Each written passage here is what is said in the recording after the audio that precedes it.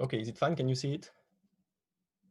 Yes, we can see the screen. It's fine. Also, we can hear you well and see you. So everything's Okay, great. perfect.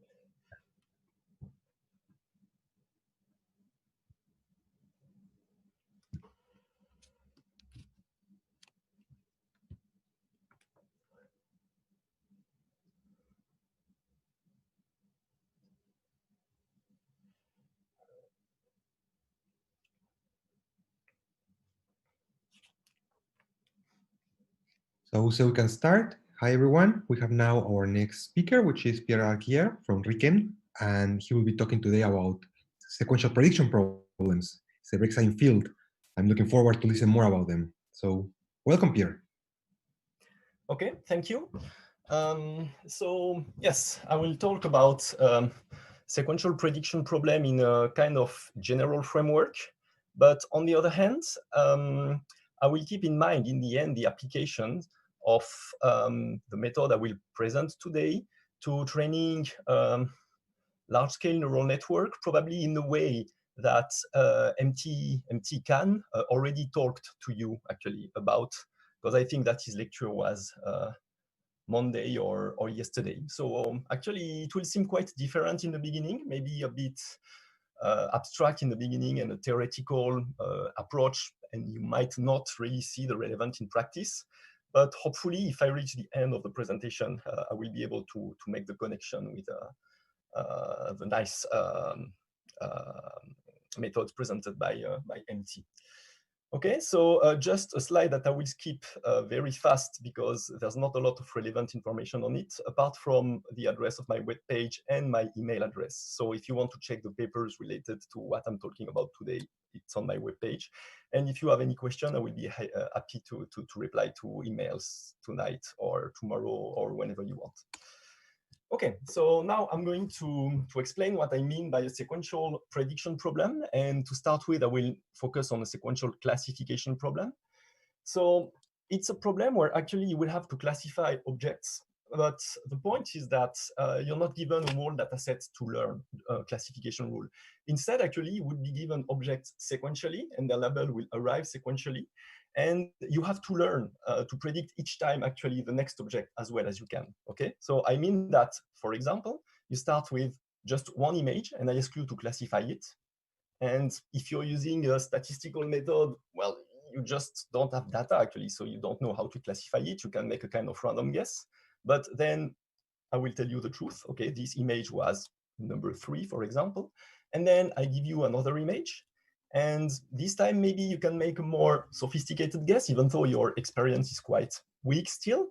But you make a guess, y2 at, and then I reveal you the true label. Now, this image was not a 3, it was a 5, and we carry on. Okay, so actually, it's in some sense, you can imagine that you're using your favorite neural network to try to classify images. But instead of training it once and for all on the data set and then using it in a real life application, you want that it carries on training itself. Each time it sees a new object, it makes a prediction, and then it can be corrected, and then you can learn more, actually. Okay. So the point is that if we want to play this game in a sensible way, actually the objective will be to try to learn to predict the label as soon as possible.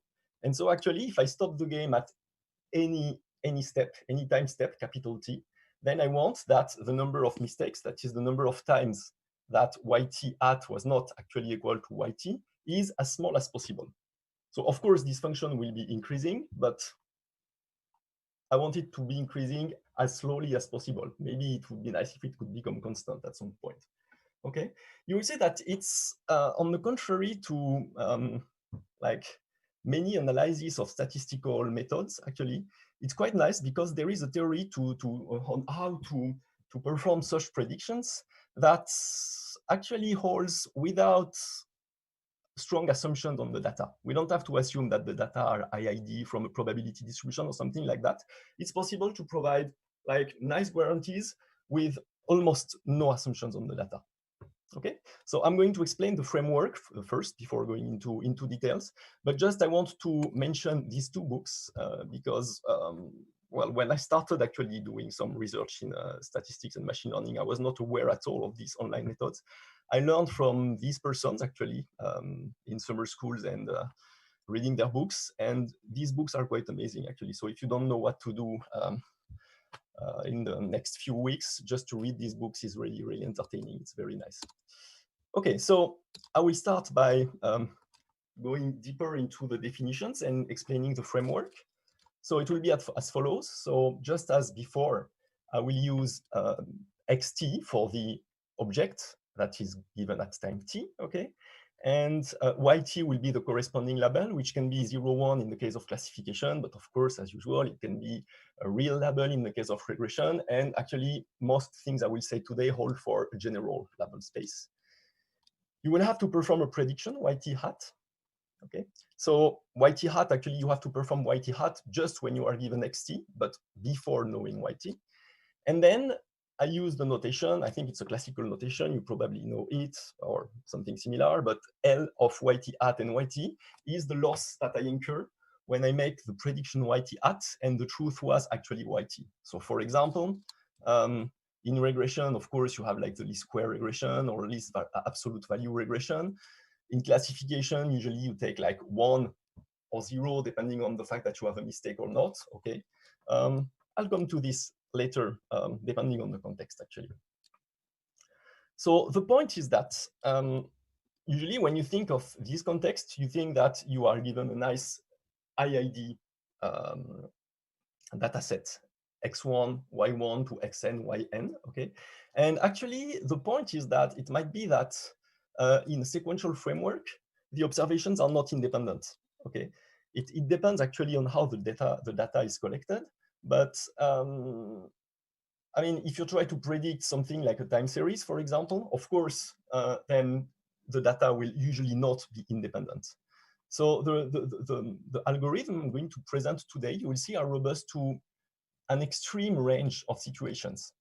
Of course, the usual case we have in mind when we have a statistics background is that yt is actually a function of xt and of some IID noise. This is fine. But actually, it can also be a function of the past. Okay, this is the situation we have in mind when actually we are trying to predict yt that would be a time series. Okay, but actually the point is that what I'm going to present today allows even to go a bit further.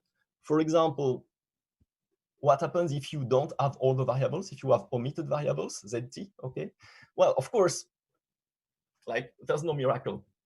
If there are important variables zt to predict yt and you don't have them, then of course your predictions will not be accurate. But still, I would like the prediction to be as accurate as possible without knowing zt. And this is something that we will learn to do together. Okay. Something that can be actually quite annoying when you have a time series is that the data is not only not independent, but it can be also not identically distributed in the sense that there can be a drift in the link function between y and x. So it can be that this function also depends on t. This is not a problem. And there is something worse, actually, is that sometimes you can have to predict something, and it might be that the truth will actually depend on your prediction. Okay, look at this. Remember the setting. You try to predict yt by yt hat, and then actually the true yt would be a function of your prediction. It's like, it can sound unrealistic, but if you assume that actually you are a government and you are trying to predict what will be the state of the economics next year, then usually what you announce will have a lot of influence on what will happen in real world. It doesn't mean that it will be exactly the same or that it will be exactly different, but still, if you say we are confident that this will happen, then sometimes people will trust you and it will improve the state of the economic or that kind of things. Or you can just think about the current epidemic, actually. And when you say, well, tomorrow there's going to be a lot of cases, then people stay at home because they are scared and there is no cases. But if you say tomorrow everything is fine, then everybody goes to party. And then the next day there are many, many cases. So sometimes you make a prediction and it will have an influence on the truth, okay? Actually, even when this happens, the theory that I will present to you can still be applied, okay? Now, actually, you can have a kind of combination of all the previous situation where yt would be a function of the past, of the prediction, of some noise, of some unknown variables, and will be non-stationary. Okay. So I'm going to explain how to deal with this later. Well, still, first, a little remark. Of course, when I say that it's possible that in real life, what will be the truth is a function of what you predict, of course, in the worst possible case, it's absolutely not possible to do anything against that. Okay, so I'm going to propose you a game that is not very relevant in practice, but it's just something that shows the limit probably of what I'm trying to explain to you. Just assume that at time t, so you know the objects x1 to xt, and you know the labels y1 to yt minus 1, you are asked, sorry, I just forgot to mention one thing. Yeah, excuse me. Actually, I was thinking about the next slide. So yes, actually, so the prediction that you do first, actually, yes, sorry, they must be, of course, they must depend on the past observations, and obviously, if possible, it would be nice that you don't have to store the whole data set, but it's something that sometimes cannot be avoided. It must be computationally feasible, and we will see, actually, I will explain this sentence later, we can use expert advice, which means that we can use maybe some predictions made by someone else. I will explain this concept later.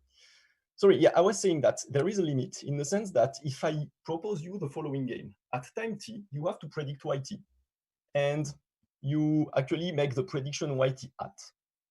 And then actually the true yt, well, it's just decided in the following way. It is exactly the opposite of what you said. Okay, so actually I'm asking you to classify objects. And the point is that I'm cheating in the sense that I don't know the label of the object. I did not decide it yet. So I ask you to make a prediction. And when you make the prediction and I decide that the real label of the object is exactly the opposite of your prediction. Okay. Of course, if I ask you to play such stupid game, well, actually, I should not say that the game is stupid, but it's clearly biased in my favor. So actually, in the end, you will make a wrong prediction at each time. Okay. The point is that, of course, in such a situation, it's not possible to do something sensible, but it's rarely the case that you will have to play such a game. So it's possible, actually, that in some sense, the data is nice, it's easy to predict. Sometimes it's less nice in the sense that the truth can actually be, in some sense, a function of your prediction, but you will never reach this kind of extreme case where the truth is simply the opposite of what you predict. So in some sense, the real world is kind of in between the nice situation where the data is IID from a very nice model that you know, and everything is just like in the most ideal statistical lecture, and the adversarial situation, which is described here, where the data is completely adversarial and absolutely impossible to predict. Okay? So, the idea will be to propose to you some algorithms that are able to adapt to this level, like somewhere in between the very nice setting and the impossible setting. You have the real world somewhere, and the algorithm will actually guess to some extent what is the usefulness of the model to make prediction. As I'm going to present a short example in 1 minute, I just want to mention first, before I carry on, I tend to be extremely focused on what I say and not on actually what happens on my laptop. Like, for example, if you write a message on the chat box. So if something is unclear and if you have a question, please interrupt me, ask Rodrigo to interrupt me and ask your question. I would be happy to answer your question rather than to carry on with something that would not be clear for everyone. Okay? So, as I was saying, like there are two extreme situations, the completely adversarial setting, and on the other hand, the very nice setting where everything is in a model that we know, etc. And I would like to focus on this case just for 1 second, actually. So just for 1 second, I'm going to consider here just the last 3 lines of this slide, sorry. The situation where the object x1, x2, etc., or whatever images that you want to classify. But actually, we know that there is a set of function f let's say it is finite, just for now, it is finite, okay? And there is actually the constraints that the yt's are exactly equal to one of the f of xt's for one of the f's in the model, capital F. Okay, so this is the situation where actually it's not an adversarial situation, it's exactly the situation where it's nice. Actually, you propose a model, capital F, and you know that the truth is somewhere in the model, and you just have to find the truth. And then you will be able to perform perfect predictions, okay? But actually, the point is that to try to understand the strategies in this very simple game will give us some insight on how to proceed in the more general case. So I'm going to propose a first strategy, which seems quite clear. I recap. I have m functions. So now I should use maybe index, okay? F1, F2 to Fm. And then I have a sequence of objects, x1, x2, x3, that are revealed sequentially. And each time I have to predict the corresponding label, and then the true label will be revealed to me. But I know that the true label is constrained to be exactly equal to fi star of xt, where I star is a fixed index in 1 to n. Okay? So what seems natural is that in the beginning, I know that all the functions in this set are potentially the best one, the true one. But then actually what I will do is that each time I observe that a function makes a mistake, I will remove it from the set. And then I know that at some point, I will probably end up with just one function, and I know that this function will be the right one. But remember, I'm not only asked to perform, like to find a good function, I'm asked to perform predictions as well, sequentially from the first step.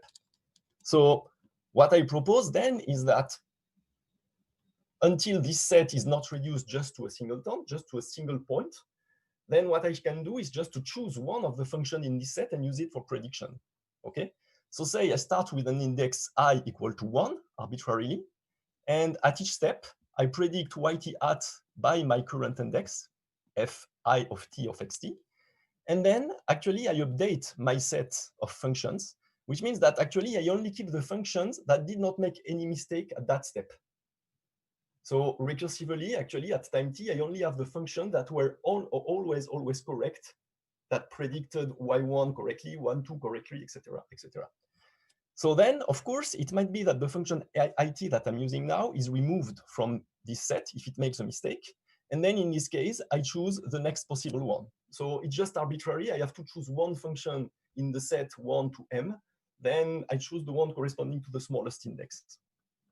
Okay? So if you use this strategy,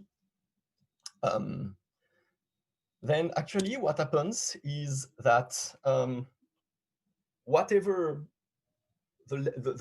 how long the duration of the game, you might play an infinite number of rounds, you will never make more than n-1 mistake.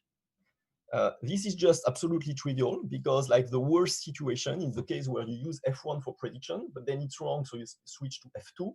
And then you use F2, but just in the next round, F2 is wrong, so you switch to F3, etc. And then at some point, you will reach Fm. And well, if you're not lucky, it might be that it's just the last function Fm that is the best possible one, okay?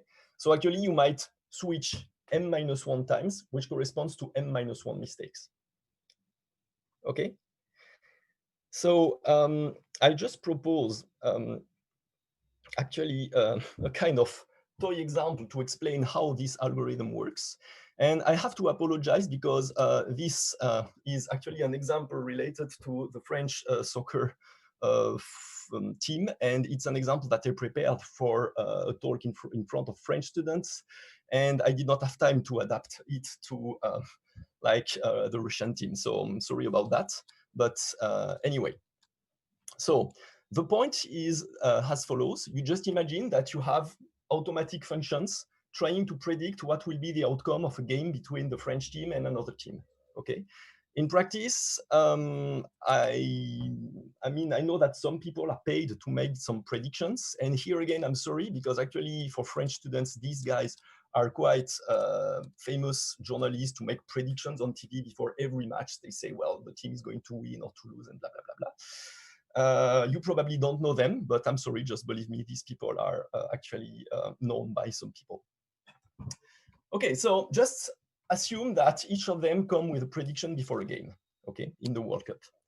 Of course, I just want to do some binary classification. So I will switch the score 2-1 will be a victory, and say I just want to make a discrimination between victory or tie and defeat. Okay, so I will just have W for win and DL, which stands for tie or defeat, lose.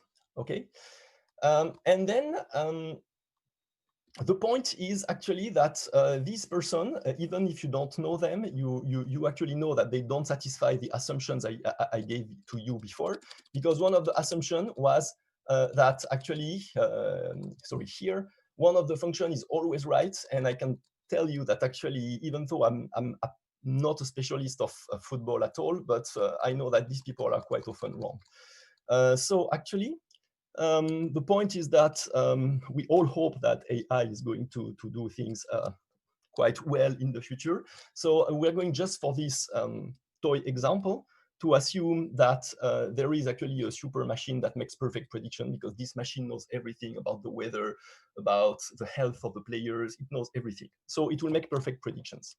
And we play the strategy I proposed to you. So actually, just before the first game, some people predict a victory, others predict another outcome.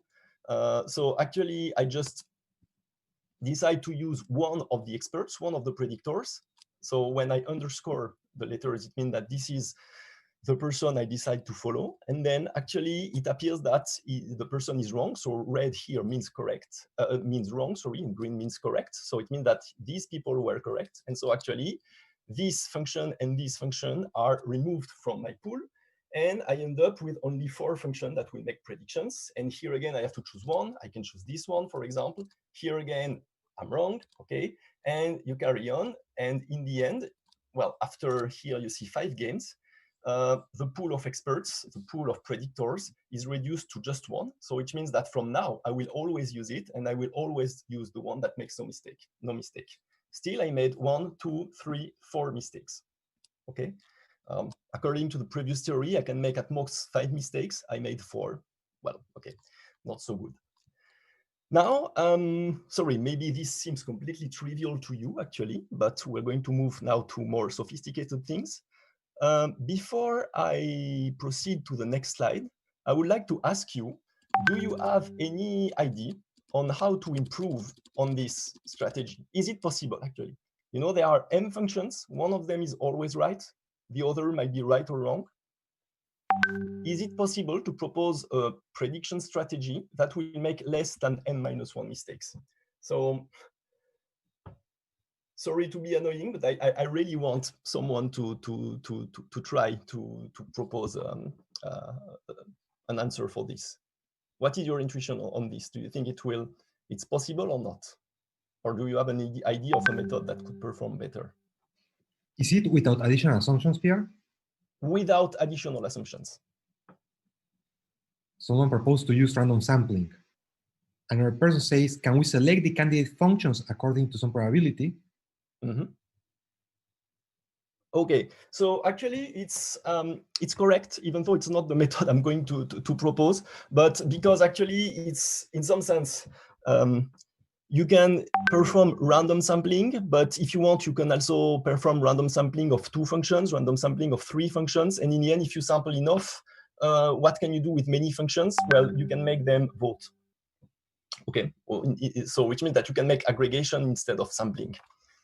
Okay, but indeed, it's the right idea, and quite surprisingly, because my intuition when I saw that first, I always have wrong intuition actually, but when I saw that, I was like, well, obviously it's not possible to do better than this, and it is actually. So the idea is just, sorry, you just have to skip this. The idea is just as follows. I keep the same idea. I have a pool of experts, and I have no more information that they were always right or they made a mistake. And when they made a mistake, I know that they are not the correct one, so I can just take them out of the pool. But what I will do is to predict at each step by a majority vote. So I just take all the experts that are still possibly the best one, and I make them vote.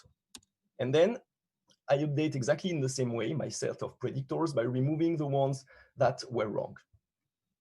Okay, so the point is, in this case, it's quite interesting because if you make the experts or the predictors vote, you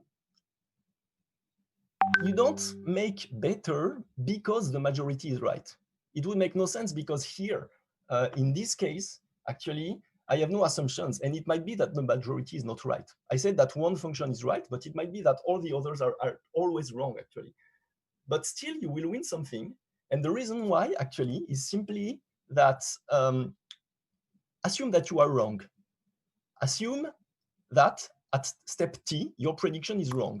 It means that the majority vote was wrong. So it means that the majority of the members of this set were wrong. So it also means that at the next step, the majority of the function will be removed. Okay. So in the previous algorithm, when you made a mistake, you were sure that the function that you used made a mistake and would be removed from the pool. So the set would maybe decrease just by 1. But in this case, where you make a mistake, then actually you're sure that this set will be at least divided by 2.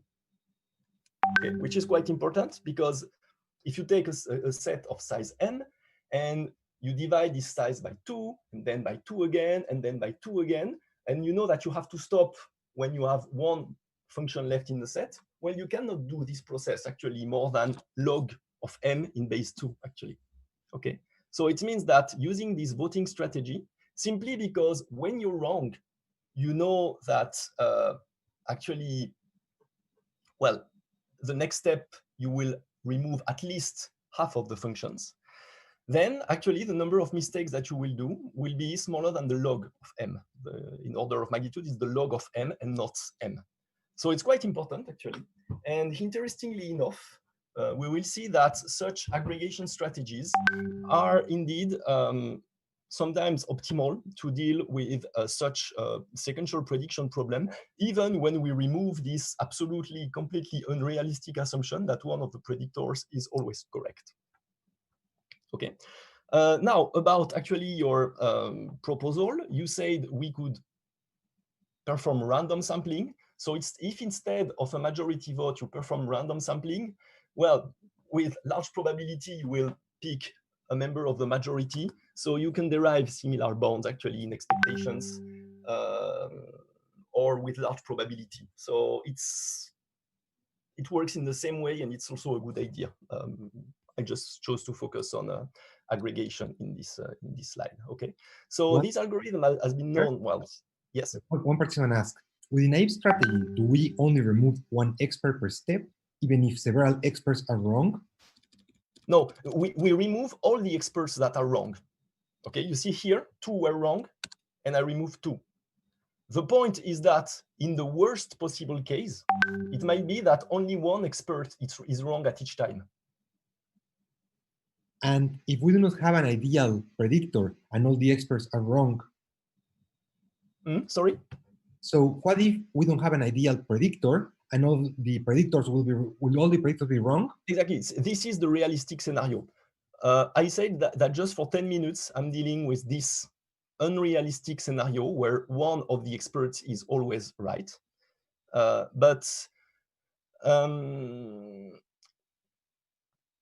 Of course, this is an assumption I will remove soon. And we will see a strategy that is inspired by this aggregation strategy that will work even if all the experts are wrong. The point is that if they are all wrong, you don't target the true one because there is no true expert. You just target the best one. So you cannot remove someone forever.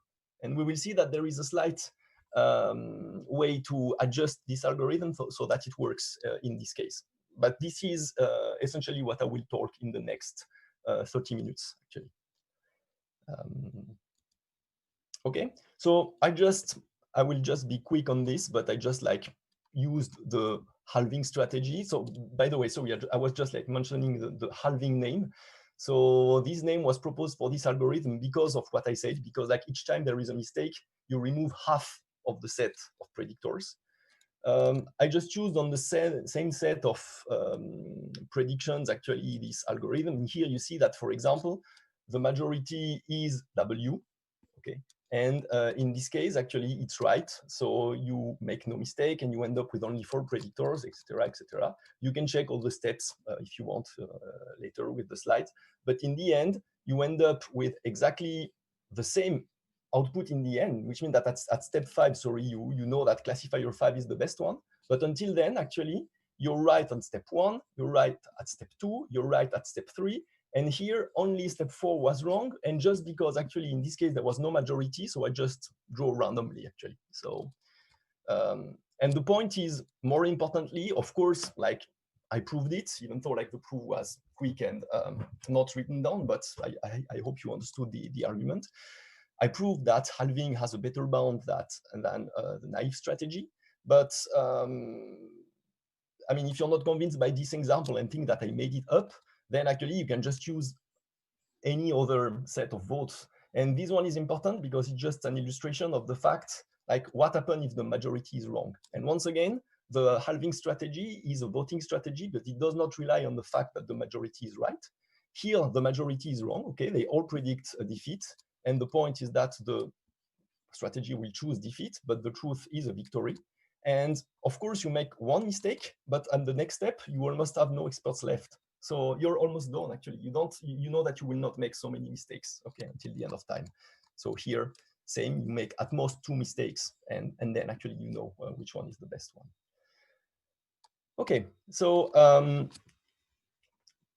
before, sorry, maybe I talked too much about like kind of philosophical considerations before switching to the technical part. I will come to the technical part in a few minutes, but I would just like end up with a recap on what I said before. As I have as I will have from now no assumptions on the data, you have 2 extremes. The extreme situation is when you're playing against an opponent which is cheating and which can manipulate the truth. So people call that playing against the devil. And then you cannot win against the devil. This is the idea. And then in this case, nothing is possible. Whatever you predict, it will always be wrong. On the other opposite, you have the case where you have a true model. The point is that in real life, it's somewhere in between these 2 situations, I think. I don't know a model that is absolutely exact. And on the other hand, I don't know a situation where it's absolutely impossible to make predictions. So our objective will be to propose strategies such that we will have the following, actually. The sum of the mistakes that we make will be as small as possible, okay? And actually, we will see that we will, given a set of functions f, a set of predictors f, we will split it into 2 parts. A kind of incompressible mistake that will be the mistake made by the best predictor in the class of function f. Okay, so I hope this answers at least partially the question, what if there is no good predictor? If there is no good predictor, I will not target 0 error. I will just target to make as many errors as the best predictor, the best possible predictor, okay? And once again, for example, in classification, when the loss is 0 or 1, and in the worst case, there's nothing to do. This will always be equal to t. And it's not interesting, it's not a relevant game, there's nothing to do. And in the ideal case, where one of the functions in the model is absolutely correct, this mistake will be 0. Once again, the truth is kind of in between. And the idea is that you don't want to assume where it is in between, but the algorithm must be able to know it and to adapt it to the current situation. And of course, as you are learning, in the beginning, you will make more mistakes than the best function f. So you will have a residual term. And all the theory I'm going to propose to you now will be like to try to propose a strategy, YT hat, that will make this term, BT, as small as possible. Okay, so actually, the way that these kind of bounds are usually written in papers is as follows, actually. So the sum of mistakes you make is as small as the best possible sum of mistakes using a function in the class f, plus a bound. Actually, people usually move this term to the left-hand side. So they tend to write this, actually. The excess error, the difference between the error you make and the best possible one is smaller than the quantity b of t. And the terminology for this, as you can see from the title of the slide, is called the regret, because actually it's how much you regret not to have used the best function f since the beginning. Of course, you cannot regret it because you did not know it. But if at time 50 now you know which function is the best, then it's the price you pay for not having known it since the beginning, okay? So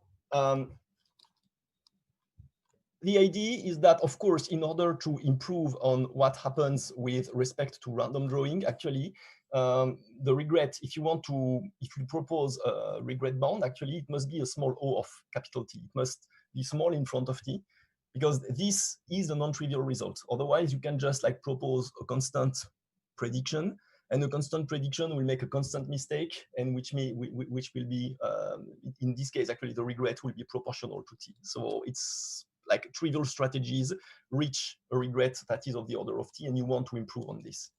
Okay? And what we will see, so this is what I'm going to talk now, how to build non-trivial strategies. We will see that with absolutely no assumptions, it's not possible. But if you have a bounded loss function, in the case of classification, for example, then a randomized strategy will always help you to reach a regret of the order of square root of T.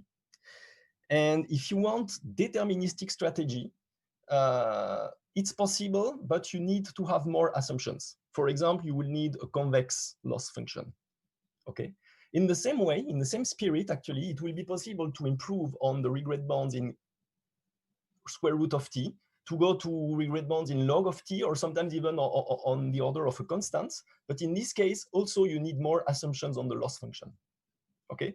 So basically, classification, so bounded loss function, no assumption, square root of T with a randomized strategy, but deterministic strategy or faster rates, in the sense that, sorry, faster rate is maybe not the adequate term, but a smaller regret, then actually this is possible, but then in this case, you need more assumptions.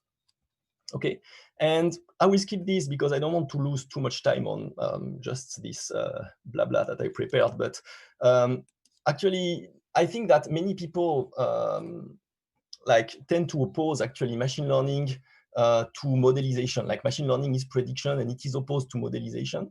But the point is that if you want to perform accurate prediction in economics, physics, epidemiology nowadays, then actually, of course, you need to have a good class of functions F here. Like the point is, in some sense, that machine learning would be like to try to make the term B of T as small as possible, but it does not make sense if actually you don't have good functions, good model from the beginning. That is here something in red that will have a small error. So actually, I don't like the conception that, I mean, I wrote this slide because someone someday like told me, okay, machine learning is not science, it's prediction, and science is modelization. And I don't like to oppose both, actually. I just think that they are kind of complementary. So this was just inspired by the definition of regret, but maybe it's nothing to do with what we want to do now.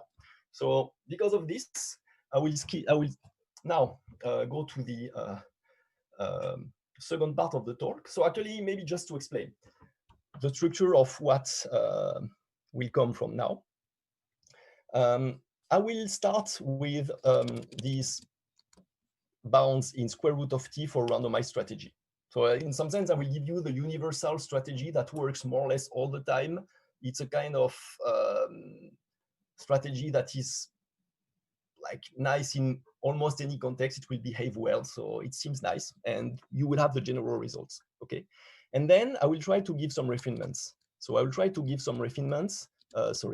On how to use instead a deterministic strategy if you don't like to draw to sample, if you don't like to use random things. I will provide examples. I will try to propose strategies based on gradients that are also deterministic and not stochastic. And in the end, try to make some connections with MT's lectures yesterday, so with variational inference. But the kind of basic idea, you will get it just from the next few slides by this strategy, exponential weighted aggregation. Okay. So I will, once again, to present the exponentially weighted aggregation, start with a finite set of predictors. And then at the end of the section, I will extend it to any set of predictors, finite, infinite, whatever, continuous or not, etc. But for now, I will start with a finite set of predictors, but I don't assume anymore that one of them is correct. So I think it's a kind of more realistic setting, okay? And what are these predictors? I just want you to feel free to imagine absolutely anything, because actually the theorem I'm going to state in a few minutes is going to be valid if you use statistical predictors, which means that, for example, at time t, you consider all the data you had before, x1, y1 to xt minus 1, yt minus 1, xt. And actually, you use them to train, for example, a least square estimators, and then you multiply this least square estimator by xt. So you can use a statistical model, use it to prediction, and this will be my function f1. Okay, and you can use another model like ridge regression, function f2. Okay, so you can use any model you want and use it to build a predictor. And this is what I mean by a predictor, any function that depends on the past of the data.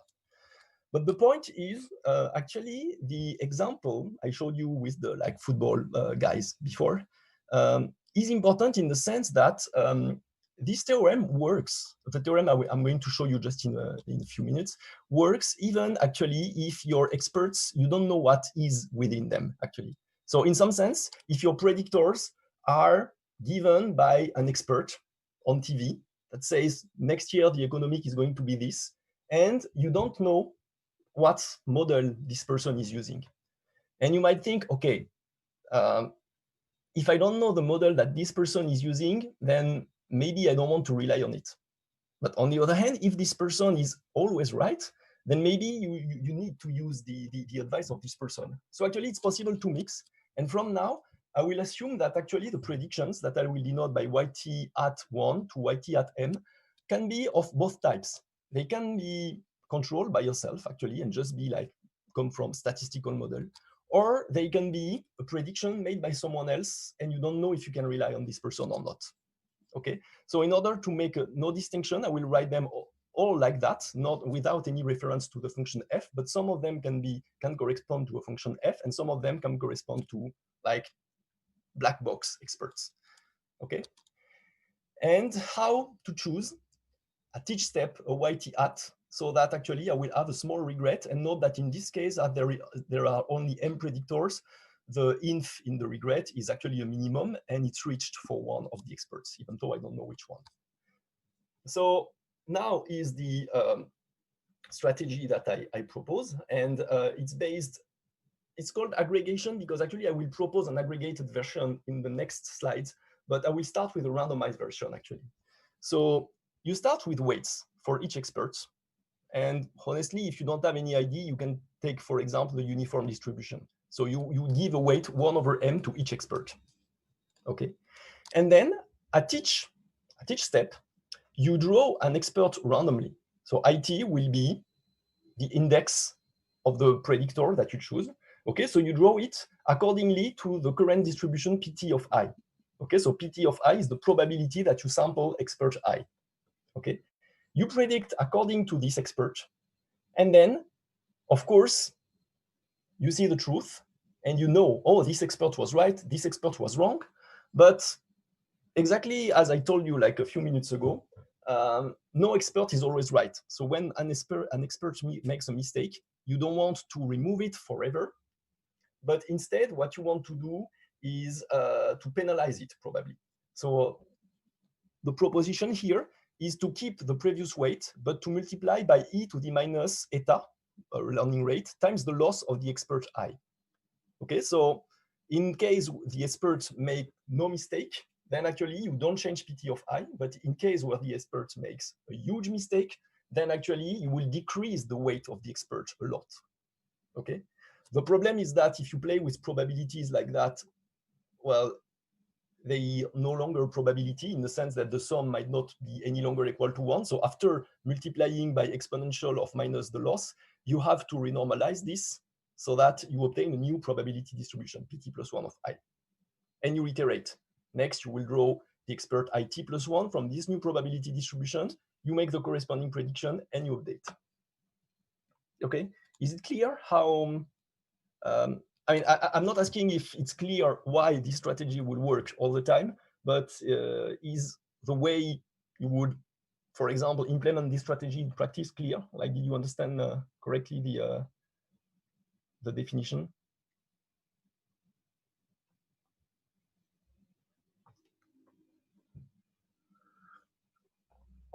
How to choose initial weights? So, good question. The initial weights, if you don't have any information at all, you should choose something uniform, 1 over m to 1 over m. Okay, the uniform distribution. It's not the only possible choice. The point is that actually I will state a result on the performance of this strategy, and the result depends on the initial weights, actually. So maybe it will be clear probably just in 1 minute, actually.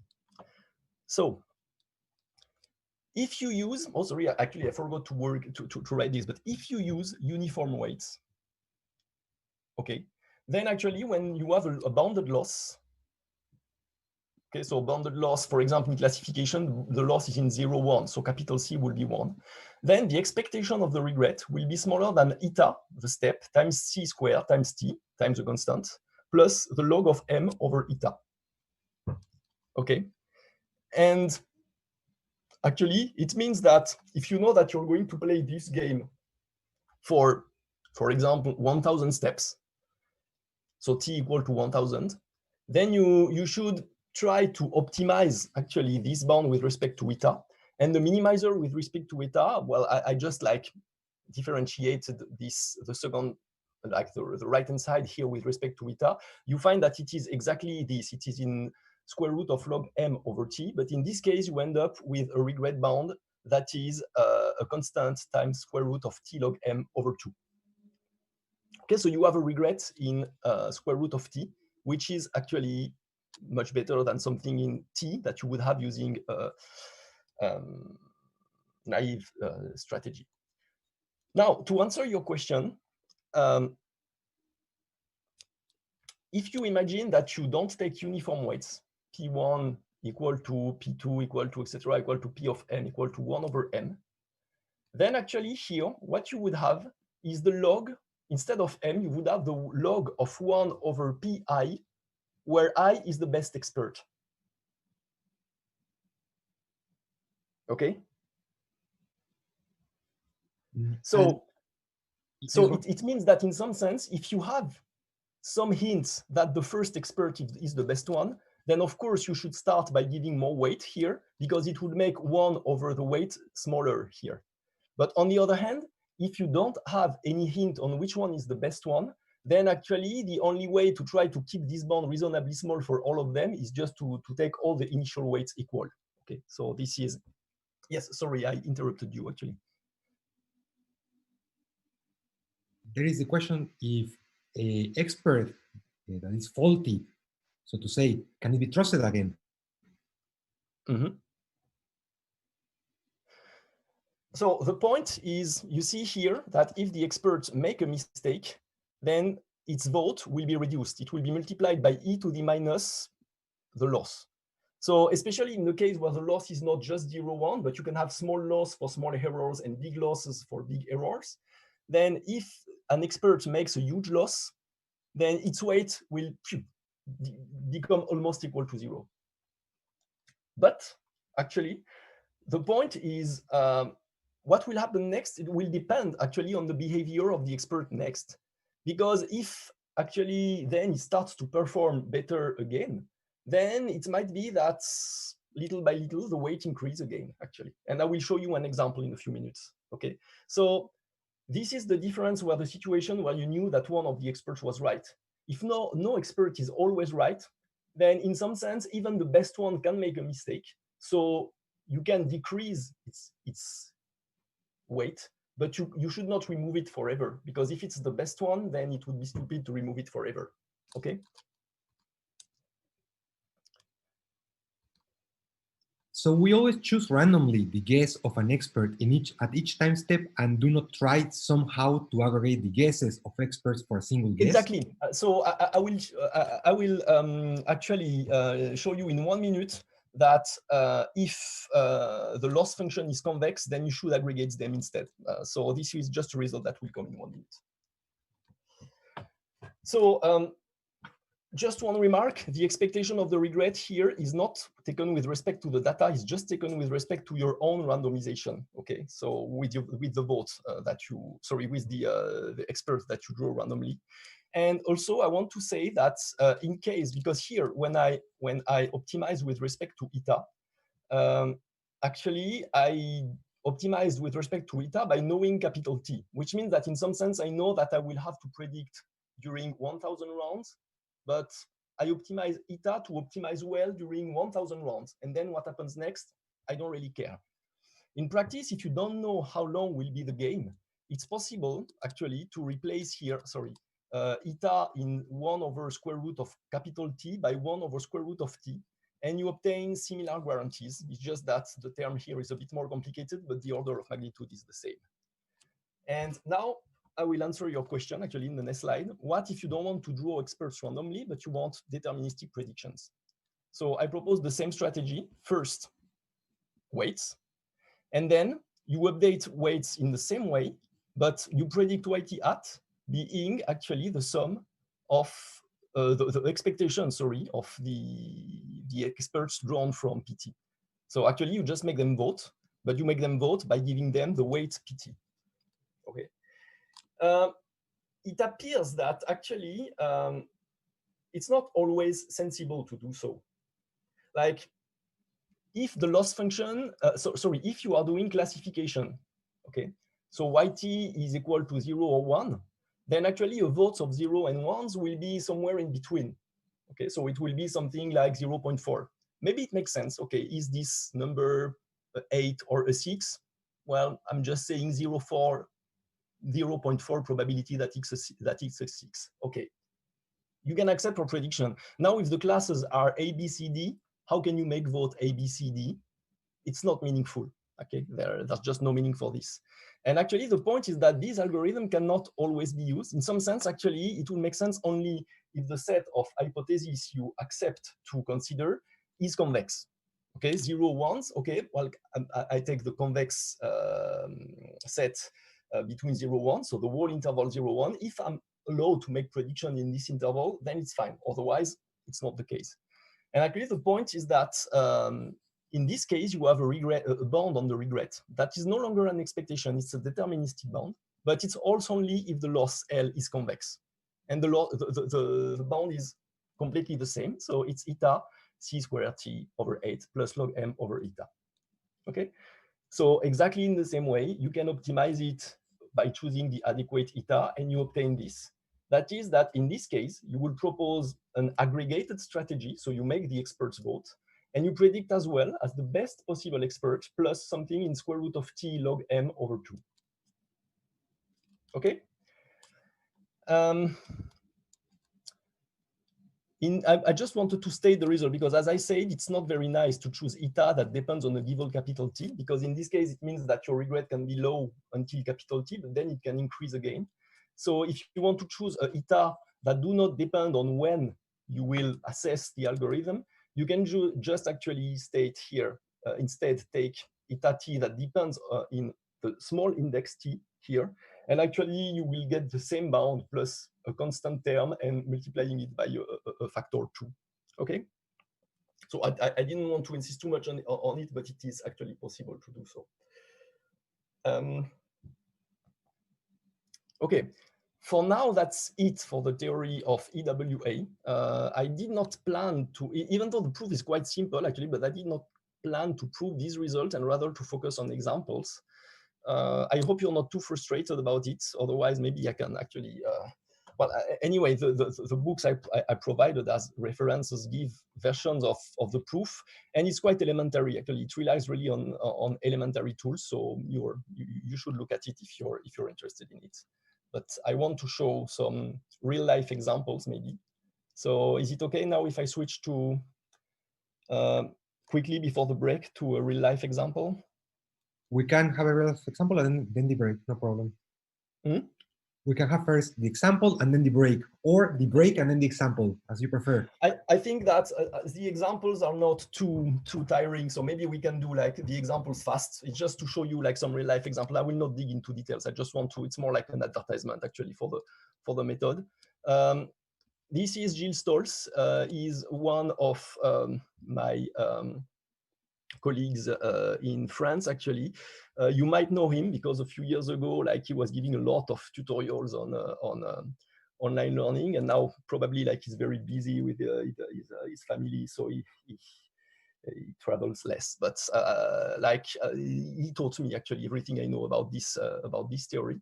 And he wrote a paper in French here actually, but there is a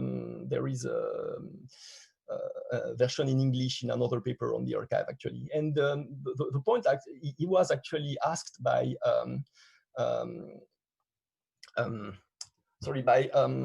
people working for I don't know actually. It was for the government or for a company owned by the government. But anyway, they wanted predictions about the air quality in Paris.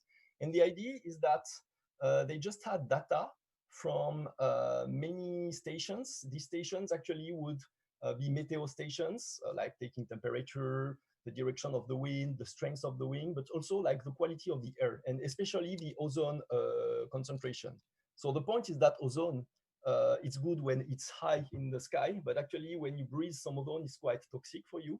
And it appears that the ozone concentration is between like this value, 40 microgram per cube meter, and like 2 or 3 times this value.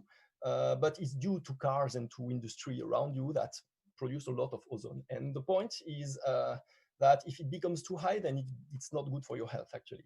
So the point is that they want to predict when it's going to be high or not. And they asked physicists and geophysicists and engineers, well, can you propose a model? And each proposed a model that was sensible, using meteorological variables, using chemical modeling, like modelization of the atmosphere, the movement of the air, etc. So a lot of PDEs. It was quite complicated. And in the end, it's very expensive to compute the prediction of one expert, but still they had 48 experts and each of them seemed sensible. And I want to show you what an expert would predict. So this is just one day at midnight. They will predict the total ozone in the next day, but hour per hour. So actually you see that it highly depends on the time, and it's quite normal because actually at 5 in the morning, there is no pollution. And then suddenly at 7 or 8, that was before COVID actually. So everybody was still working, not at home at that time. I don't know if you remember that. But then like still people would take their car at 7 and go to their company. So there was a lot of pollution, and then the industries would start to work. So that's a lot of pollution. And suddenly in the evening, people stop and they go back home and watch TV, and they stop using their cars, and they stop, the industries shut down. And again, no pollution. So it looks like a typical profile for a day. The point is that all the models seems reasonable. They all predict the same thing. Like they all look the same. It's the same wave. But on the other hand, look at like the orange model here and the green model here. This one predicts 40 at 5 in the morning, and this one predicts 80. So like there is a wide range of predictions. And over 1 or 2 years, they used like the exponentially weighted aggregation to try to predict as well as the best expert. And this is just what I want to report. It's not a lot, but actually the best expert was doing a mean squared error. So they were using the quadratic loss in this case. The quadratic loss was of the order of 22. And actually EWA, in this case, the exponentially weighted aggregation strategy, was not only doing as well as the best expert, but even slightly improving on it, okay? Which means that actually, in some cases, just to aggregate things can even improve on the best of them, okay? Just to compare, a uniform mean of the experts would be doing worse actually than the best experts, as expected. So it's quite important, and actually the results were used in practice because all these models, once again, make sense from a physical point of view. So you don't want to erase them, you want to keep them. But then still it's nice if you want to return a single number to predict what will happen the next day. So you have something to give to politicians that they can talk about on TV for the next day that is very short, very simple to explain to people on TV. You can return just a number, and actually if you use the prediction made by EWA, it relies on all the models, and it's actually improving on them, okay? And when you do so, usually what people tend to say is, well, sorry, but actually we can guess what is happening, okay? We can guess that actually here, there is one model that is better than the others. And its weight will become equal to 1, and all the other ones will become equal to 0. So actually, there's no point in using this strategy. Maybe it's good in the beginning, but after a few steps, you will end up with just one model that is the best one. And I just want to show you that it's not always the case. And in this paper, they plot actually the weights of the experts. And it's very important to see that most of the experts have weights almost equal to 0, but it's not only one of them that has a weight that is significantly different from 0. It's 4 of them, and moreover, it changes with time. So in the beginning, between day 1 and 30, it's first this orange one and here this pink one. So maybe you don't really see it, but the first spike here and the second one are not exactly the same color. One of them is orange and the other one is kind of pink-red, okay? And then these experts disappear and 2 models become very important for prediction. It's the blue one here and the green one. But both of them have weights that move slightly, so they are probably quite similar. But actually, if you use these 2 experts and not only one of them, you do better than the best of them in the end. So it's quite important to see that this strategy is not as trivial as it might look.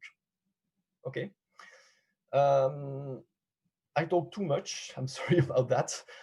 So I was a bit slow. So maybe I just want to mention that there is another example that I covered myself with a PhD student on economics. So using data from INSEE, which as far as I know from Wikipedia must be the same than this institution in Russia. So actually it's the National Office of Statistics in France. And we tried to use data from INSEE to predict actually the GDP growth since 2000. And we obtained similarly good results. But maybe as I don't have a lot to say about this example, I should skip it. So we should take the break and I will carry on with the theory after the break. Unless you have some questions now, I'm happy to answer questions. And there is one that says, what if we had a look at logarithms of weights?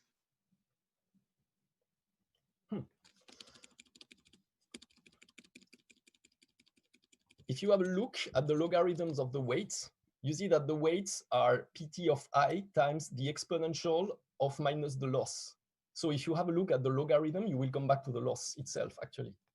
Maybe, I don't know if it's your question or not, but.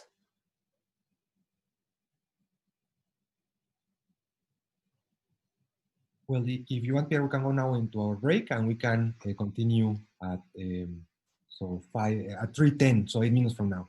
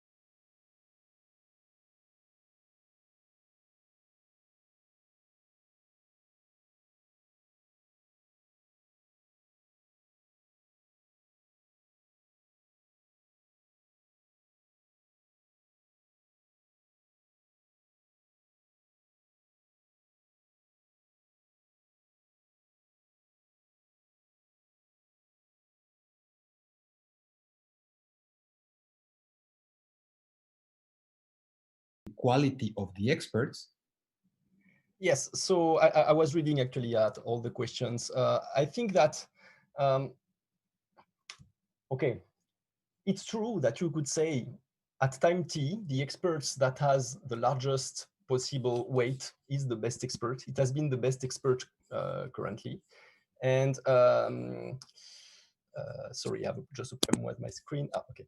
The expert that has the largest weight has been the best until now, and the expert with the smallest weight has been the worst until now. It's true. Now, given that the theoretical results I presented do not depend on the distribution of the data, it might be that the data is non-stationary, for example. And if the data is non-stationary, it might be that the best expert suddenly becomes the worst, and that another best expert takes the lead, actually. So it means that you can use the weights to rank the experts, but you should not consider it as reliable as something like a statistical test. It might be that the rankings change later. So you must be careful with using this kind of criterion to rank the experts. And the other question was, what is the difference between EWA and IMM, interacting multiple models algorithm? So actually, I was kind of worried when I read this question because I don't know what is IMM. I will propose a connection between EWA and Bayesian model aggregation in a few minutes. You'll see if that seems, if it's a connection that is natural to you or not. And then actually, if it's not what you're looking for, and if you really want a reply to this interacting multiple model, just please send me an email with a paper talking about interacting multiple models, and I will let you know if it's connected or not. But it's true that there are many aggregation techniques. Some of them are related to this and others not. Sorry, actually, before I start again, I was reading the past questions and I realized that first there was this comment about bandits. Is it linked to bandits? Yes, it is extremely linked to bandits, but it's not exactly the same. So maybe I should now share my screen again. Oh, I was already sharing my screen actually. So, okay, you check presentation. Okay, let me come back to the setting as I proposed it. For example, here in the algorithm. What you see in the algorithm is that at each step, first you have to predict something, but then you observe the truth, YT. And if you observe the truth, it means that by computing L of YT I, the prediction of experts I and YT, you know the performance of each expert. Okay, bandits will be a more difficult version of this problem because if you choose in bandits, if you choose to play experts number I, you observe the loss of experts number I, but you don't know the other losses. So you could not do exponentially rated aggregation because here, in order to compute these weights, you need to know the error made by any expert. Okay, so in some sense, bandits are a slightly different version than of this problem, of online prediction problem, where actually instead of observing the truth, you just know the loss of one expert, so you have less information. It's a more difficult problem. Now, still, there are many connections, and there is a variant of EWA that is adapted to bandits, and it's in books actually about bandits usually. They call that X3 strategy. So if you're interested in it, I can provide references in the end of the talk. And finally, there was another question. So someone actually asked, a once faulty expert will be never trusted again. And maybe I did not answer completely in a satisfactory way. Because here I told you, when an expert makes a mistake, you will multiply its weight by something small. Okay. And on the other hand, when it makes no mistake, you multiply its weight by 1. So you have the feeling that the expert's weight will decrease, when they make a mistake, but it will remain constant when they make no mistake. Okay. It's not the case, because if the probability decrease, then actually their sum is no longer equal to 1. So this is why there is this normalization. And the normalization can make the weight of an expert increase again. Okay, why? Because actually, if this expert makes no mistake, I don't change his weight. The other experts make a mistake, I reduce their weight, and then when I renormalize, then actually the weight of the experts can increase. Okay, is it clear? Otherwise, I can just write down an example just in one line. So is it clear now that actually it's possible for the experts to have a weight that will increase? So there is another question that maybe can be generalized. So can addition of an expert decrease or make the performance of the method worse? So can we add, let's say, like unlimited experts, and then this will have a consequence on what happens if we add new experts? If we have new experts,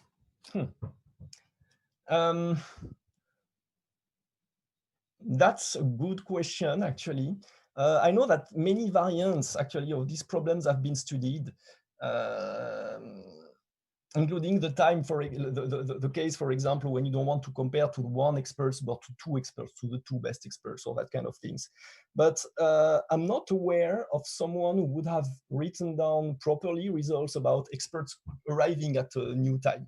So I assume that in practice, you can just give a small weight to a new expert and check if its weight will increase with time or not. But in practice, I'm not aware of a corresponding theoretical result that will tell you that still by adding new experts at a certain time, it will work. So I must check the literature for this, but I'm not aware of theoretical results in this context, actually. So sorry about that. Can I switch to the next part? So actually what I proposed, I mentioned it actually in the beginning, is that sometimes you have an infinite family of predictors and not a finite family of predictors. And in this case, I mean, you can start to think about either statistical models, parameterized set of predictors like linear predictors, or even, actually we'll switch to this a bit later, but you can start to think maybe about neural networks, and theta would be the set of all the weights on the different layers, and you want to try to find what is the best possible weight to give to each neuron, and etc. Okay. So if you have an infinite family of predictors, it turns out that the analysis of EWA can still be carried, and actually you can just write it down again, actually.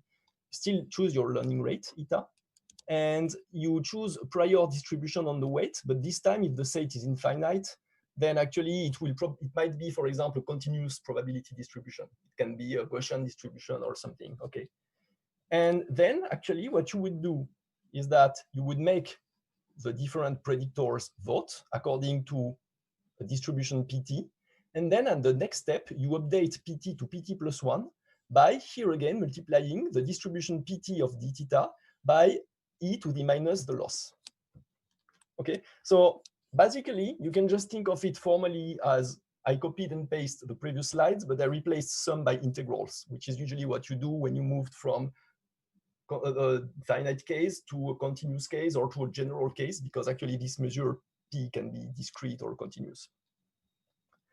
But I think now that if you know some statistics, and I'm sure you do, then actually this thing here and this terminology prior should ring a bell, actually. It looks like Bayesian statistics. And this is something I would like to mention. So I will, okay, actually I will first state the theoretical results, and we will write down actually properly a connection with Bayesian statistics later.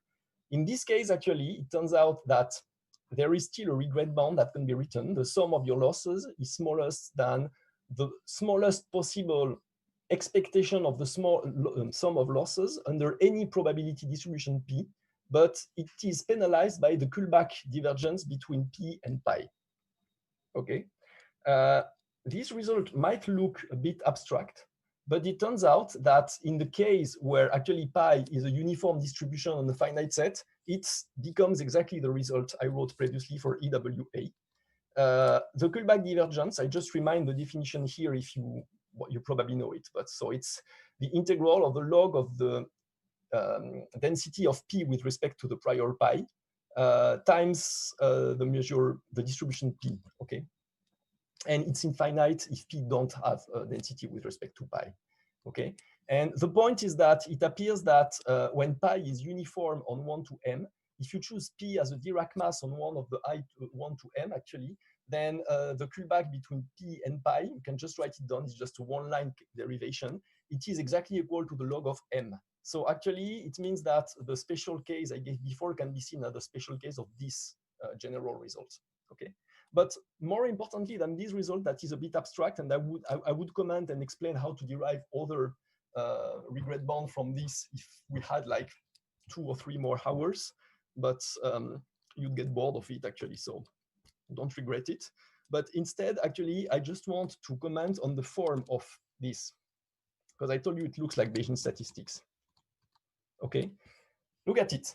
Pt plus 1 is e to the minus the loss at time t times pt. But there is a recursion here. Pt is e to the minus the loss at time t minus 1 times pt minus 1, and so on. And in the end, you end up with pt that is the product of the e of the minus the loss function at time I ranges between 1 and t, times pi, that was the initial weight distribution, that is the prior, okay? And it turns out that actually this can be interpreted as a Bayesian estimator, so that is as a posterior in a statistical model. For example, if you're in a regression problem, if xt is deterministic, yi actually is centered at f theta star of xt and with a variance sigma star, okay?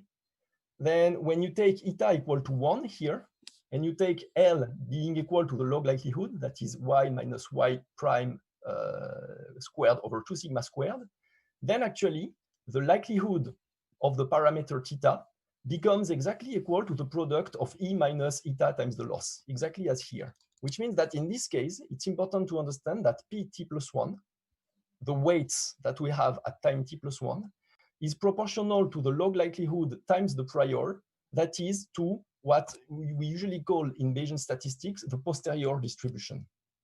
Okay, so in some sense, even though the context is not the same because we're not dealing with IID observation, until now there was no statistical model on the data. But if suddenly you decide to choose a statistical model and to assume that the data come from the statistical model, then suddenly, actually, EWA boils down to the posterior distribution in Bayesian statistics. Okay, so it's a kind of generalization of the posterior. Just a few remarks. In Bayesian statistics, I say, like, if you want to recover Bayesian statistics as a special case, you take eta equal to 1. Okay, and here, what did I say? I said somewhere, probably, I wrote at some point, eta is in 1 over square root of t, sample size. So it means that eta is much smaller. Eta goes to 0, actually. And in Bayesian statistics, people take eta equal to 1. So there is an interpretation to this fact, actually. It is that if you know that the model is right, then it's okay to take it eta equal to 1.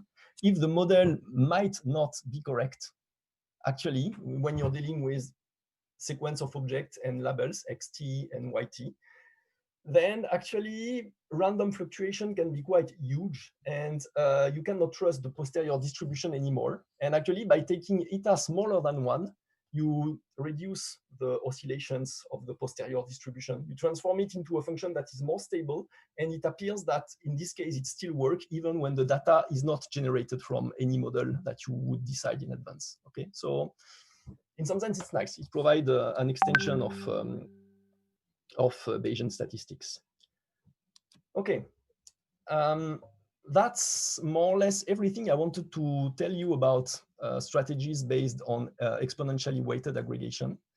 So I will probably not cover everything, but I want to talk to you about the online gradient strategy. Still, now, if you have any remaining question about EWA, I think now is the right time.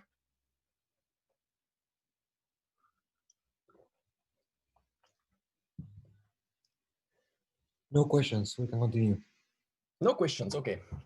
So I will now propose a strategy that will be probably more practical in the infinite case. I did not insist too much actually on EWA in the infinite case, because actually what happens in this case is that to compute this integral here is usually a very difficult problem. Okay, so when you have the set of experts, like the set of 80 physical models to predict the pollution in Paris, well, okay, nice. You can just make a sum with 80 terms. It's not very computationally expensive. Now, when theta ranges over an infinite set, then usually people use Monte Carlo methods to compute these integrals. But if you have to do it online for high frequency predictions, like for example, in finance, you would have to predict things like 1,000 times per second. And in this case, it's too slow. You just cannot do it. So I would like to propose to you a strategy. And actually, it's something that you already know. But you will see that it's possible to connect this thing that you already know to online prediction. I will propose a strategy that works well for infinite predictor sets when they have some structure. So I come back here to the setting where I want to predict y1 from x1 by y1 at, etc. And then I iterate. But this time I will focus on the case where actually I have a set of predictors. I don't assume it's true. I wrote model, maybe I was wrong to write model because I don't assume it's true. It's just a possible set of predictors. But it's not finite anymore. It's infinite. I want to predict yt by a theta t times xt, but theta t can be any theta in r to the d, say, for example. Okay, and more generally, actually, what I will discuss now, it would be valid for any function that depends on the parameter and of the input xt. The online gradient strategy will consist just in starting from an initial value, theta1, and then actually we will iterate actually to try to guess the best possible parameter theta here for predictions at time t. But we have some assumptions on g actually, so we will require that the function g is convex in theta and that the loss L is convex with respect to y. Okay, and in this case, the strategy is as follows. So at time t, I have a theta t, I receive a new object xt, and I predict yt by yt at, which will be simply g of theta t of xt. And then the true yt is revealed. So I suffer the loss L of yt at yt. And actually, then I want to update my parameter. And what I propose to do is just to update theta t plus 1 by theta t minus eta times the gradient. So sorry, I wrote like this, the gradient. I don't know if it's the notation you're used to or not. So this is the gradient of the loss of g of theta and xt and yt with respect to theta. Okay, so it's just a gradient update. The only thing that is quite important here to note is that we don't have to store all the past data, because at time t, the update to transform theta t to theta t plus 1 only depends on the current data. Okay, so I assume that you have probably met this algorithm many times under the name like stochastic gradient, because very often when you want to train a large model like a neural network on a huge data set, you cannot compute the gradient at each step with respect to all the data. So you just take some of them randomly and you compute the gradient with respect to these randomly selected data. Here, it's extremely similar, but the idea is not the same. It's not to train something on a whole data set, it's to do online prediction. Because here, actually, if you follow this step, then you can use theta t to predict yt plus 1 from xt plus 1. Okay, and actually, exactly in a similar way, you can prove actually the following regret bound.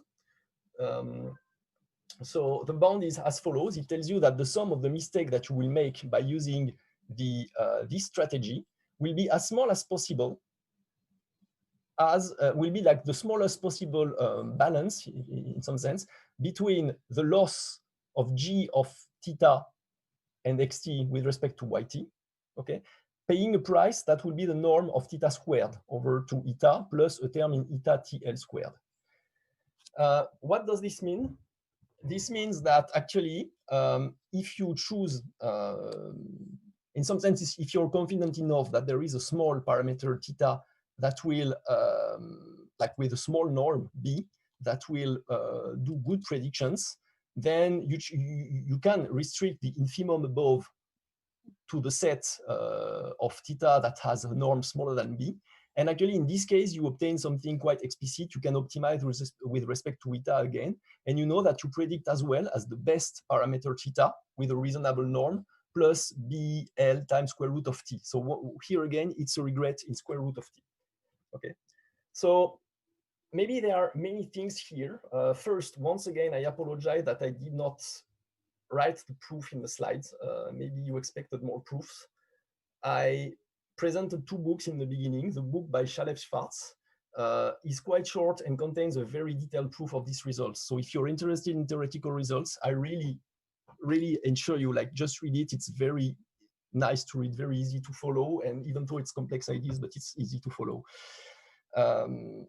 Second point, if I recap, it's once again a bound in square root of T, which is as I promised from the beginning. Remember, I told you, like the big picture, you can always find a regret bound in square root of T using a randomized strategy. But if you want a deterministic strategy, and this strategy here is deterministic, okay, it does not depend on some random sampling, you can still have a bound in square root of T, but this bound will be conditional on some assumptions. And here the assumption is that the loss is convex. Okay, and Lipschitz. Okay. So what's next? I can't remember what's the next slide. Oh yeah, it's a very, very, very toy example. This one is not a real life example at all. It's just a data set that I found for an example for some students just a few weeks ago, actually. So it's just like a data set that is on the machine learning repository, and it appears that actually this is a data set where people were asked to classify type of glass, okay, according to the chemical composition of this glass. And actually, this data set was actually produced by the police because they wanted to use it for criminal cases. You know, like just in some like detective story where sometimes the characters, like the policeman asks the guy, like, did you kill your wife? And the guy says, well, I did not. But, well, you know, your wife was killed by being thrown out of a window, and there is some glass on your jacket. And the guy say, yeah, but the glass on my jacket is not the glass from a window. It is the glass from my car because, like, the glass of my car is broken. And the policeman say, here's the glass on the jacket of this guy. The glass from a window or the glass from the car? So actually, it sounds like a stupid detective story on TV, but it's true. Actually, this dataset was produced for this reason. And in the end, actually, just using logistic regression and the stochastic gradient algorithm, just like here, I just plot how the regret would evolve. That is the number of mistakes that I make.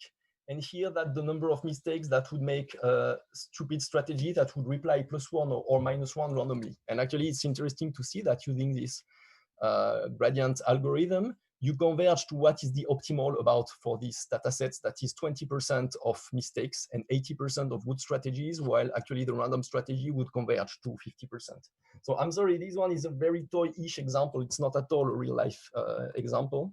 But the reason why I show it is just to show that actually it can be implemented just in a few lines. So if you're interested, like once again, I can just share the Python code for this, which is I think 5 lines. It's no more than this. So okay, quite easy to implement. Is it something you're familiar with, this online gradient algorithm, or? We have some questions. So it says, Yes. is an updating theta at each step on single instance very noisy? When we risk forgetting information? Mm-hmm. So, sorry, can you say again? I mean, it's like I hear that what's the problem is that if it's very noisy, the update? So we are updating theta at each step on a single instance. And isn't this very noisy? Are we losing information by doing this update at each step? The answer is surprisingly not so much.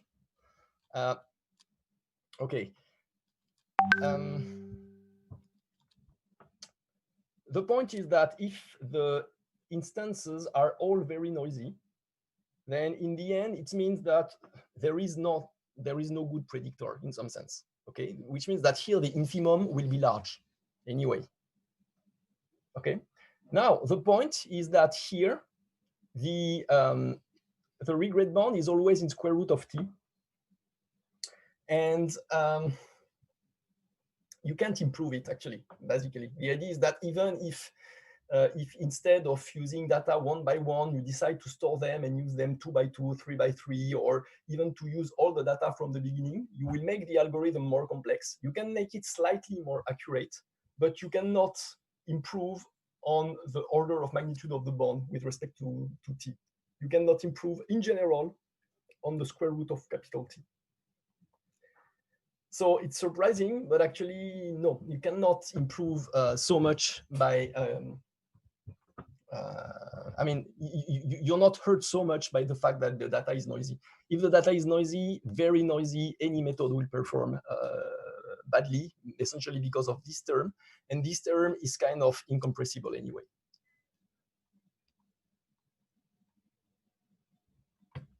There is another question that says, what kind of models are we talking about? The loss is often non-convex for complex models.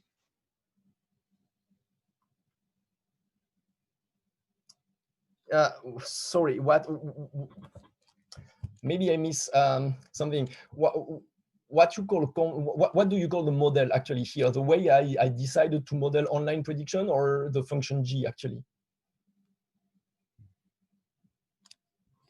Let's see what the person writes. But meanwhile, there is another question: is how can we derive the link function? Oh. So going back to the original question. So yeah, sorry. The models that we're talking about. So the person says that the model for this person is something with weights, for example, like a neural network. Okay, so indeed, here, if you want to train a linear function like this, then actually this is nicely linear, and you will satisfy actually that if you take L as the least square or least absolute value, then actually this will this function will be convex. Of course, if you're using a neural network here, the point is that this algorithm is popular to train neural network, but in the end, it's true that in this case, you would not satisfy the assumption of the theorem that I gave, in the sense that this here, the composed function L of G of theta will no longer be convex with respect to theta. And it is what is important if you want to prove this result. So I should have mentioned it actually, I acknowledge. This will work for simple models actually. And the reason why it works for more complex models like neural network is not captured by this theorem, even though it works in some situations, but it's not captured by this theorem.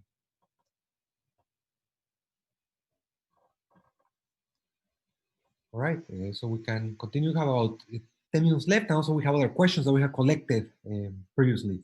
So 10 minutes more and then questions? Yes, exactly. Okay, so actually I want to end up by presenting something that will make a connection with MT's talk that you've probably seen yesterday.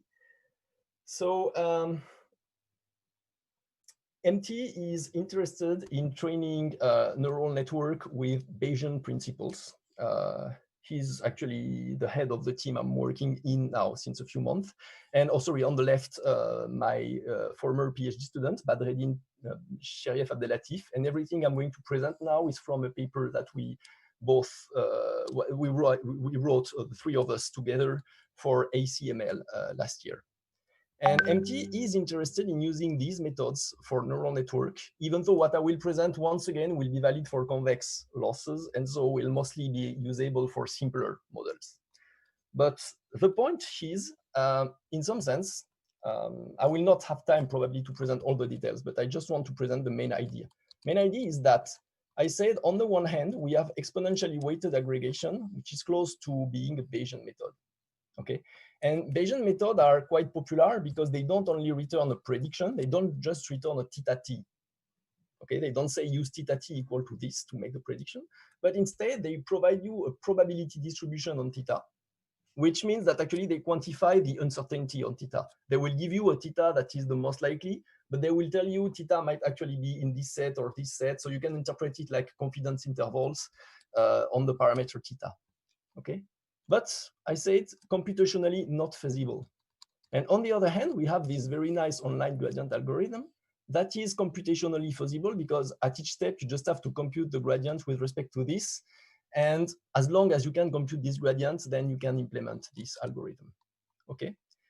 And the question is it possible to get a Bayesian method that would be as efficient as this algorithm in practice, like as easy to implement? And the answer is yes, but actually MT probably proposed you such methods, and I'm going to propose a simpler version in some sense, because we wanted to analyze it theoretically to provide a regret bound, and we had to start it by a toy version to start it with. But I want to explain briefly the idea. The idea is that if you consider this EWA distribution here, that is the generalized Bayes rule in some sense, then actually it can be reached. It turns out that actually it is equal to the minimizer of this problem, the minimizer of the sum of the expected losses that you observed until now, plus the callback between P and pi, pi being the prior here. Okay, and the whole idea of trying to make Bayes feasible is to start with the fact that this minimizer here is done over any probability distribution P. It can be any probability distribution, continuous, discrete, etc. It's an infinite dimensional set. It's a huge set, and you cannot deal with it in practice. So instead, actually, you use the ideas of variational Bayes that MT presented yesterday, and Tamara Broderick will talk about it, I think, today or tomorrow, I don't know, but she will present similar ideas. And the idea is to restrict P so that it belongs to a finite dimensional set. Okay, so you choose a family of probability distributions, Q mu. Say, for example, mu is m sigma squared, and Q mu is the Gaussian with min mu and variance sigma squared. And you decide to approximate the posterior by a member of the family Q mu at time t, so it will be Q mu t. Okay. Of course, you could from the beginning decide to use online gradient algorithm on the expected loss. So it would be something that would be in between Bayesian and online gradient. It turns out that actually it works, but it's not the best thing to do in practice. There are ways to improve on it and to propose something that makes more sense from a Bayesian point of view. And the idea is as follows. Actually, we have to understand the Bayesian, the online gradient step from another point of view. Just for short, first, look at the gradient term here, the gradient with respect to the loss with respect to f theta of xt and yt. I decide now to write it for short because it depends on f, it depends on theta, xt, yt, etc. But the xt and the yt never change. I'm always focusing only on theta. So I will rewrite it in a shorter way as lt of theta t. It's the loss of the predictor t at time t. Okay, and the point is that the gradient step, this one here, can be obtained by the following minimization programs. Okay, if you minimize like this, the scalar product between theta and the sum of the gradients that you've seen so far, plus the absolute, the norm between theta and the very first value of your optimization algorithm. Actually, well, just try to minimize this function. You differentiate it. This will become only the sum of the gradients. This will become a linear term. And in just one step, one line, you will obtain this recursive update. And exactly the same for this program here. Well, actually, you just minimize the scalar product between theta and the previous loss, plus the norm between theta and the previous parameter theta. So in some sense, you can interpret this as something that will say, okay, you want to find theta, you have to find the direction that corresponds to the gradient of the previous steps, and you want to go very far in this direction, but not too far because you don't want to make this penalty term explode here. Okay, but now if we come back to Bayes, as I said, actually, Bayes can be interpreted by minimizing here in the same way a data fit term plus a penalty term, but the penalty term is a Kullback distribution. It's not a norm. So actually, based on this, it seems natural, actually, to propose a kind of adaptation of the following, of the previous like updates for the gradient step. Once again, the gradient step in a sophisticated way can be written like that. And actually, we proposed, if you want to work with a Bayesian setting, to minimize like the distance, the scalar product between mu and the expected losses, the gradient of the expected losses that you've seen so far, plus a penalty, but the penalty will be the KL between Q and pi. Okay, and you can do the same for the second form here of the online gradient. And something appears here is that here these two equations will give you the same solution, that is the online gradient algorithm. And in the Bayesian version, we end up with two algorithms, and they turn out not to be equivalent, actually, in the sense that, sorry, it's a bit heavy, but you can check the calculations line by line, and actually the updates are not exactly the same in practice. So here, I just said, for example, I start from a prior distribution that is a Gaussian with a fixed variance, and I want to find the best approximation of the posterior as a Gaussian with a mean mu and a standard deviation sigma. And the updates are given by the following formula, which they are kind of ugly. And if you have to implement them, you have to look at them. Otherwise, it's not really important to try to implement them. But what is important is to see that they are not exactly the same. So we had here two propositions to extend Bayes. Well, sorry, not to extend Bayes, actually to, I'm gonna say, to modify slightly Bayes so that it becomes something fusible that looks like an online gradient, but instead of returning a single value, we return a probability distribution. And the probability distribution here is Gaussian, and we know how to update the parameters. So the point, more or less, is that you can propose, maybe you can say like, hey, okay, you can propose any algorithm you want, whatever, does it work or not? And this is the point, is that this algorithm, for example, the first one here that we called SVA, Sequential Variational Approximation, okay, we were able to derive a regret bound that is quite interesting, because actually, if you look at its form, like it's a sum of expectations plus the Kullback between the current distribution and pi over eta. The form of this is actually exactly the same as you have for EWA. But the point is that it's no longer EWA, it's no longer the true Bayesian estimator, it is the variational approximation that is computed by an online gradient algorithm, slightly modified, okay? So in some sense, we managed to find a way to modify Bayes so that it becomes computable online, but it still satisfies the same theorem, okay? And in particular, we made some explicit calculations. So maybe this is the part that is a bit mysterious, and I could explain this part, sorry, with a bit more details if I had a bit more time. But like, if you're interested in the detail, don't hesitate to ask me questions about it. Like computing this upper bound explicitly shows actually that we have a regret bound that is of the order of the dimension of the model times t. So it's still something square root of t, actually. So it works. In terms of regret, it performs as well as the previous algorithms, but it has the form that we wanted to have, actually. That is like a Bayesian posterior. Okay. There is also an analysis of the second algorithm. I don't want to spend too much time on it.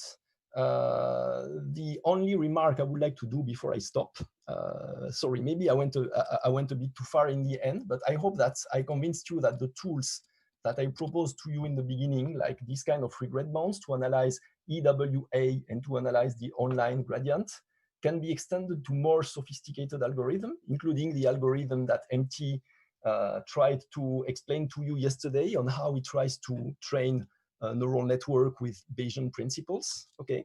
And that actually we try to understand these algorithms now, including this one, SVA, by such regret bounds. Still, the algorithm that MT proposed to you is slightly more sophisticated. And I can just explain to you why, actually, in one sentence or two before I stop. Here, the strategies I propose, SVA and SVB, are in blue and purple on a toy dataset. And the online gradient algorithm is in yellow. And the algorithm that MT proposed actually is in green. It's the best one. But the point is that it relies on a different parametrization. In some sense, when you parameterize a family of probability distribution, Q mu, you can always change the way you parameterize it. Will you parameterize by mean variance or by mean standard deviation or using the natural parameters?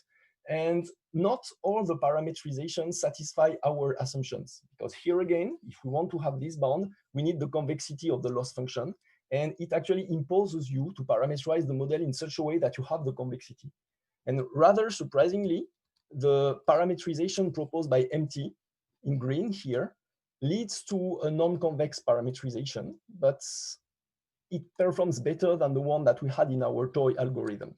So actually, it's the open question that will conclude this presentation. Actually, this is the algorithm proposed by MT. The open question is how to extend our findings to the parameterization proposed by MT, because actually his algorithm, I hope that he convinced you of this fact yesterday, are quite powerful and have very good results, but still right now we don't understand totally, at least in this online setting, why they perform so well. So we are on the way, but we don't have an exact understanding of this yet. Okay, so that's all I wanted to say. Thank you for your attention and for the invitation. Thank you. Great, thank you very much, Pierre. And we have collected now some questions from the audience. So the first one is, can we generalize online aggregation methods for the H step ahead prediction? In what regret will it result?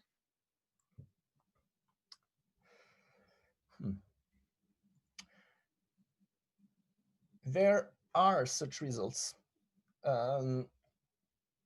If you want to generalize many steps ahead, I mean, in some sense,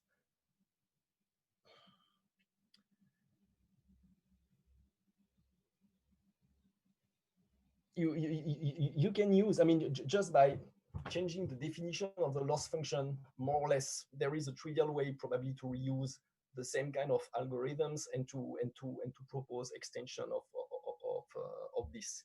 The point is that it does not mean that it answers to how to do it well in practice. There are probably some papers, because I've read some papers actually recently on many variants of this online setting. For example, some people are interested in variants where you don't know immediately the true YT. You know, like you have XT, you predict YT by YT at, and then you would like to know YT, but before you know YT, you already have XT plus 1 to predict.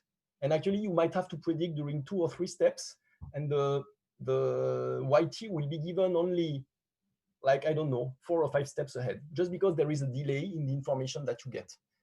So people focused on this kind of problem to try to see how to adapt the EWA strategy to this problem. And in this case, it would answer to your question, actually, how to consider then 5 predictions ahead until I have finally the true label YT that is revealed.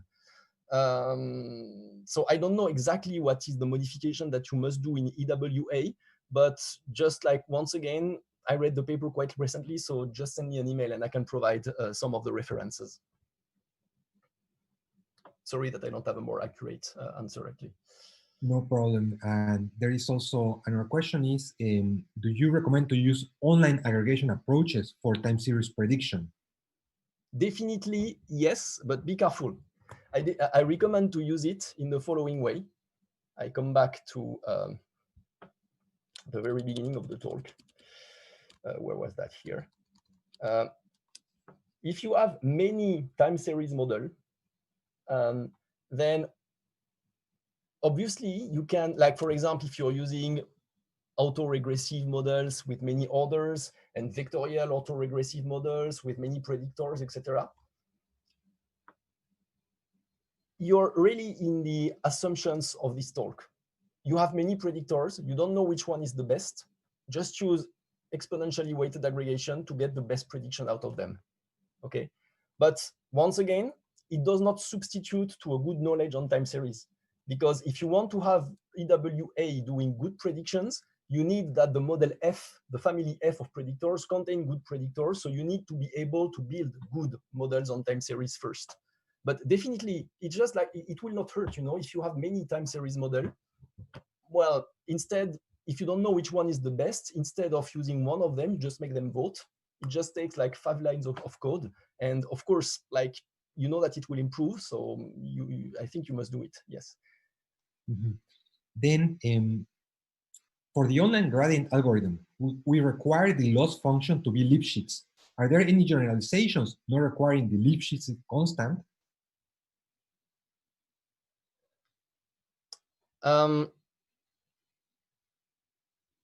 Not that I know. Not that I know. In all the results I've seen, actually, the generalization error bounds require the gradients to be bounded, which is equivalent to a Lipschitz assumption. Okay. You might have a gradient that is bounded by a bound that will increase with time, but you will deteriorate the regret bound. Actually, it will not be any longer in square root of t.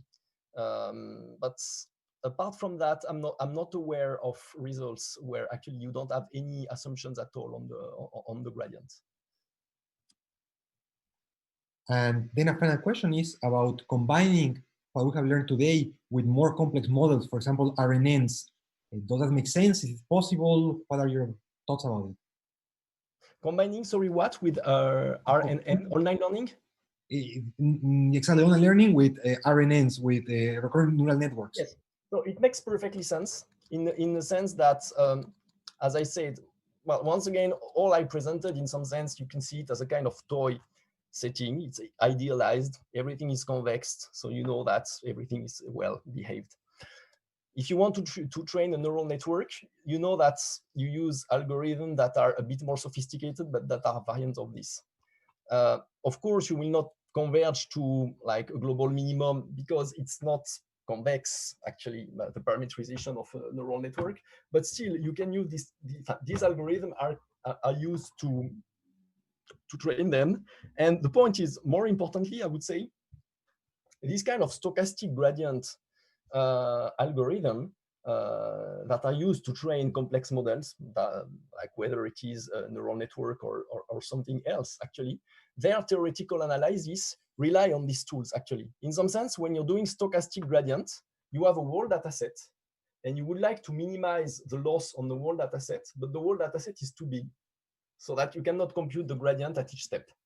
Okay, so instead what you do is that at each step you pick a few samples and you compute the gradient just on these small samples and you update, and then actually you draw other samples. But actually, in some sense, by doing so, you transform it in an online problem. You draw a random sample and you compute the gradient on this, and then you draw another random sample, you compute the gradient of this.